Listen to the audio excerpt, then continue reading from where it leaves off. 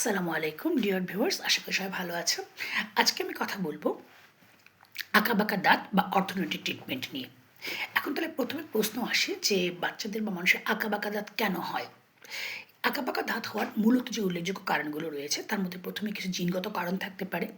এছাড়াও মানুষের চোয়ালের যে গঠনগত বিকৃতি আছে সে কারণে হতে পারে। শিশুদের কিছু অভ্যাস, যেমন অনেক সময় অনেক বাচ্চা অনেক সময় ধরে আঙ্গুল চুষে কিংবা পেসিফায়ার ব্যবহার করে কিংবা জিভ দিয়ে দাঁত চেপে ধরে, এসব কারণে হতে পারে।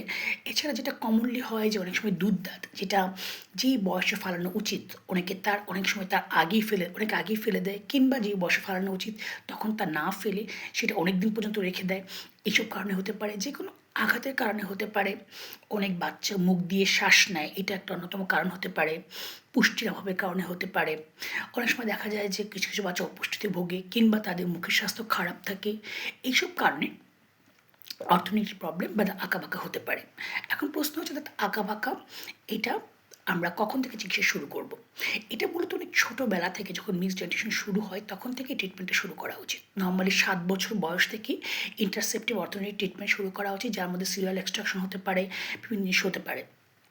এরপর নর্মালি যখন তার 11 বছর পরে হয় তখন আমরা একটা রিমুভেবল বা ফিক্সড অর্থোডন্টিক অ্যাপ্লায়েন্সের মাধ্যমে আমরা এই দাঁত আঁকাবাঁকা সোজা ঠিক করা হয়। ফিক্সড অর্থোডন্টিক অ্যাপ্লায়েন্স যেটা এখন সবচেয়ে বেশি কমনলি জনপ্রিয় একটা চিকিৎসা, যার মধ্যে মেটালোসিরামিক ব্রেস করা হয়, clear aligner, lingual brace, dental veneer, crown, composite bonding, এইসবের মাধ্যমে ফিক্সড অর্থোডন্টিক ট্রিটমেন্ট করা হয়। এখানে যদি কারো চোয়ালের গঠনগত অসামঞ্জস্য থাকে তাহলে আমরা মেক্সিলোফেসিয়াল সার্জনরা যে কাজটা করি, অর্থোগনেটিক সার্জারি করা হয় এই অর্থোডন্টিক ট্রিটমেন্টের আগে। এখন এই অর্থোডন্টিক ট্রিটমেন্টটা কারা করে? মূলত এই যে অর্থোডন্টিক সার্জারির অংশটা আমরা যারা ওরাল ম্যাক্সিলোফেসিয়াল সার্জন তারা করি, আর অর্থোডন্টিক যে পার্টটুকু সেটা করা হয় অর্থোডন্টিস্টরা। আমাদের একটা সুসংবাদ হচ্ছে, আমাদের উত্তরের ডাক্তার মাসুদ রানা, ও এখন বাংলাদেশ মেডিকেল বিশ্ববিদ্যালয়ে এই অর্থোডন্টিস্টের উপর হায়ার ডিগ্রি নিচ্ছে। এখন আমাদের এই অর্থোডন্টিক ট্রিটমেন্টটা করার সময় আমাদের যেটা খেয়াল মনে রাখতে হবে যে এটা একটু সময় সাপেক্ষ এবং ব্যয়সাধ্য চিকিৎসা। তবে একদম ছোটোবেলায় গঠনগতভাবে আমরা চিকিৎসাটা শুরু করলে চিকিৎসায় খুব ভালো ফল পাওয়া যায়। এই চিকিৎসা নর্মালি আমরা ডেন্টাল ওপিজি এবং সেফালোমেট্রিক অ্যানালাইসিসের প্রয়োজন হতে পারে।